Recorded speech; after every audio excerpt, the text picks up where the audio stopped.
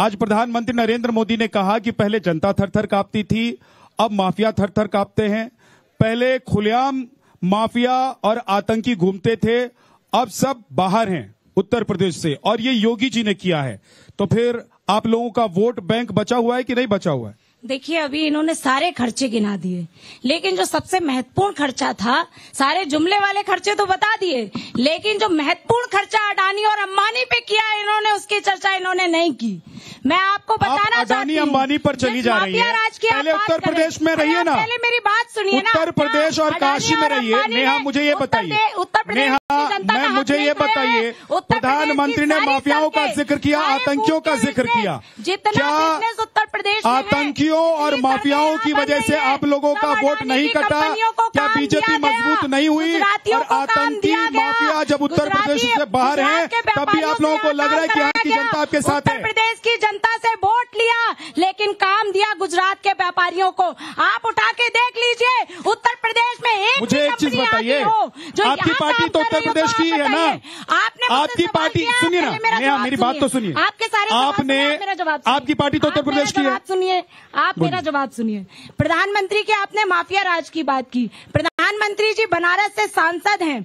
बनारस में माफिया ब्रजेश सिंह की पत्नी एमएलसी बन जाती है और इनकी भारतीय जनता पार्टी का उनको समर्थन रहता है। आज प्रधानमंत्री ने जिस मिर्जापुर से भाषणबाजी की है और जिस हताशा और निराशा उनकी भाषण में साफ नजर आ रही है, वहाँ भी माफिया राज की बात की।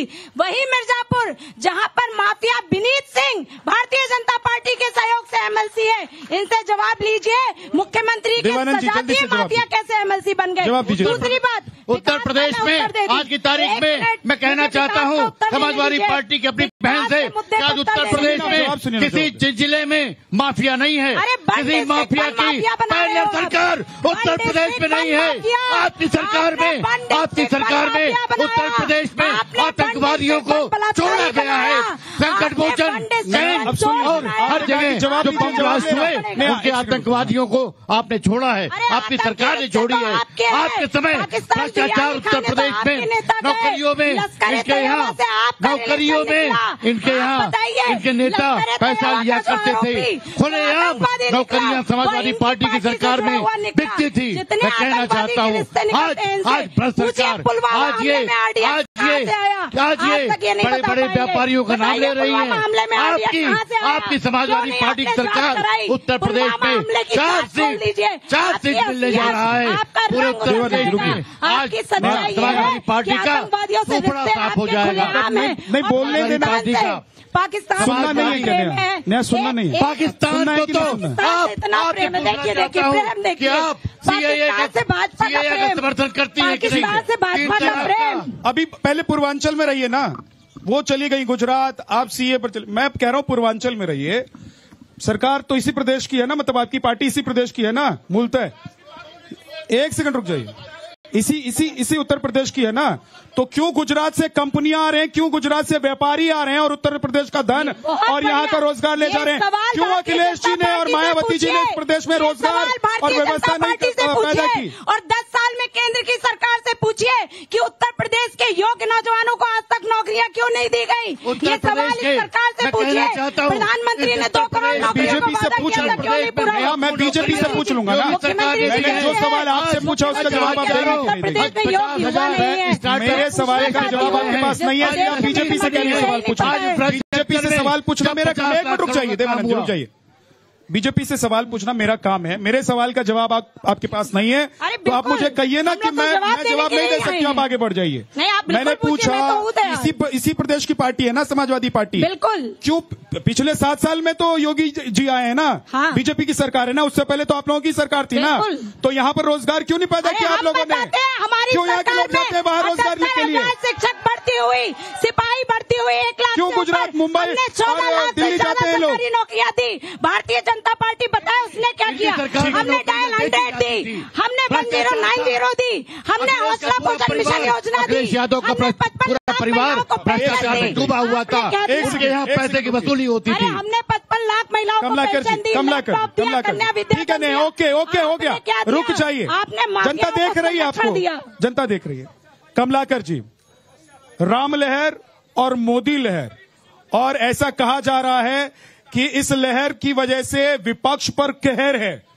समाजवादी पार्टी को लेकर तो थोड़ा सा जो हम लोग घूम रहे हैं, देख रहे हैं, ऐसा लग भी रहा है कि समाजवादी पार्टी लड़ाई के मूड में है। आप लोग तो ऐसा लग रहा है पहले ही घुटने टेक चुके हैं। कहीं साइकिल पर सवार हैं तो कहीं आप लोग आरजेडी के कंधे पर सवार होकर आगे बढ़ना चाहते हैं। आप किस निगाह से देख रहे हैं मैं नहीं जानता। इसी बनारस में इंडिया गठबंधन का प्रत्याशी माननीय मोदी जी को शिकस्त देने जा रहा है। अब की बार भाजपा साफ और उनके जो सहयोगी हैं वो हाफ। मैं आपको एक शेर याद आ रहा है झा जी, एक मिनट, एक शेर याद आ रहा है कि पत्थर पे जैसे शीशा गिरे छूटने के बाद हाल वो हुआ है मोदी जी और बीजेपी को वोट देने के बाद। और राह में राहजन मिला राहबर के भेष में, पहचान दे गया है मुझे लूटने के बाद। आज न नौजवानों के पास रोजगार है। आपने 2 करोड़ रोजगार की बात की थी, वो कहां है? आज किसान आत्महत्या कर रहा है। आज हमारी महिलाएं, आप माफिया राज की बात करते हैं। ये ब्रजेश सिंह, ये ब्रजभूषण शरण सिंह, ये क्या साधु हैं झा जी? ये भी माफिया ही हैं। बीजेपी वो लॉन्ड्री है जिसमें माफिया भी धुल जाता है, भ्रष्टाचारी भी धुल जाता है। ये जो लॉन्ड्री है कमलाकर जी, आपके पास कौन सी मशीन है? आपके पास कौन सी मशीन है जहां पर इतना पैसा आता है, नोटों की इतने ढेर लग जाते हैं कि कौन सी ऐसी मशीन है कि आप लोग घर में ही पैसा मिलता है? ये बताइए। हाँ, क्या बात है। मोदी जी को पता था ना कि उनको टेम्पो में भर भर के नोट आता था। अब उनको सपने दिखने लगे। चूंकि मैं वही तो पूछ रहा हूँ, आप लोगों के पास कौन सी मशीन है कि घर घर से ढेर पैसा मिल रहा है? जी बात तो सुनिए। अब उनको जब सत्ता जा रही है तो डर ये लग रहा है कि ये भी खसक न जाए। तो सत्ता जा रही है तो क्या कांग्रेस के घर से पैसे का मोह है? उस आदमी को देश से मोह नहीं, देश की जनता से मोह नहीं, नौजवानों से मोह नहीं। वो नौजवानों को पकौड़ा तलवा रहा है। एक बार जनता से रोजगार के नाम पर वो नौजवानों को पकौड़ा तलवा रहा है।